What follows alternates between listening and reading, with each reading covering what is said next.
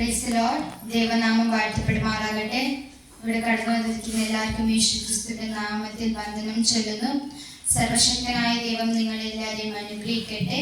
ഈ സമയത്ത് ദൈവവചനവുമായി നിങ്ങളുടെ മുമ്പിൽ നിൽക്കുവാൻ എന്നെ സഹായിച്ച ദൈവത്തിന് സകലമാനവും മഹത്വം അർപ്പിക്കുന്നു.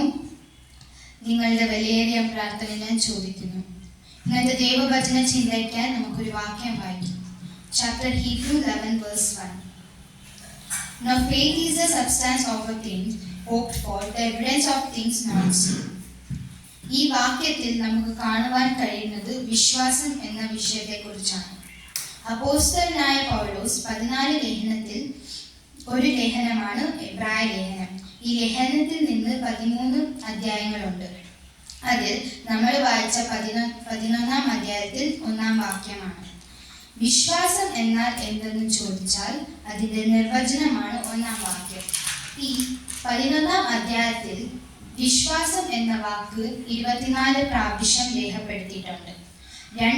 രണ്ട് വിഷയങ്ങളാണ് 1-ാം വാക്യത്തിൽ കൊടുത്തിരിക്കുന്നത്. ഒന്ന്, ആശിക്കേണ്ടതിന്റെ ഉറപ്പ്, കാണാത്ത കാര്യങ്ങളുടെ നിശ്ചയം. തുടർന്നുള്ള വാക്യങ്ങളിൽ വിശ്വസിച്ചവർ പ്രാപിച്ച സാക്ഷ്യം ആണ് കൊടുത്തിരിക്കുന്നത്. ആര് വിശ്വസിച്ചു, എന്താണ് അവർ വിശ്വസിച്ച്, എന്തിലേക്കാണ് അവർ വിശ്വാസം നയിച്ചത്. അതുകൊണ്ട് നമുക്ക് ലഭിച്ച ഈ നല്ല സാക്ഷ്യങ്ങളിൽ വാഗ്ദത്തം നിവർത്തി പ്രാപിക്കേണ്ടതിന് ഉറപ്പും ധൈര്യമുള്ളവരായി തീരാം. കർത്താവിന്റെ വരവ് അടുത്തിരിക്കുന്നതിനാൽ വിശ്വാസത്തോടെ ആശയോടെ കാത്തിരിക്കാം. ഈ വചനത്താൽ നിങ്ങളെല്ലാവരെയും അനുഗ്രഹിക്കട്ടെ.